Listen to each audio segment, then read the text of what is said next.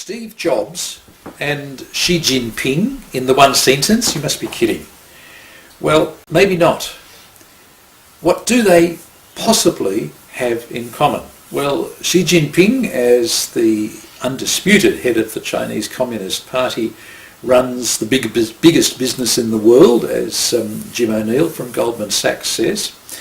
And every business needs to go through a phase of creative destruction, to use a classic phrase about the dynamics, the inner workings, the drivers of capitalism, especially a business that's dominated its market for the last 65 years, which is how long the Communist Party of China has been in power, and whose brand image, brand equity, reputation is eroding fast because of endemic corruption, because the Chinese people are painfully aware that the generation who made a revolution have given away to their sons and granddaughters who are fearful more than anything else of revolution, of the social unrest that arises because of the endemic corruption and the fact that the trickle down of wealth has not been happening. So how do you rebuild the brand?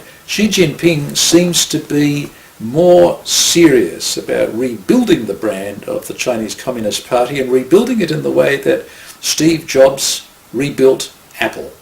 That might sound like a real stretch.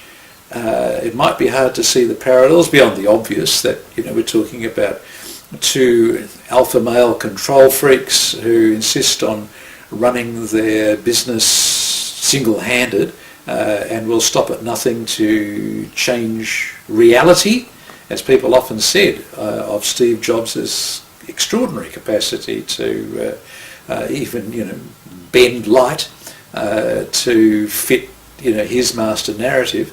But I think there's a bit more to it than just two alpha male control freaks. The world is full of such men.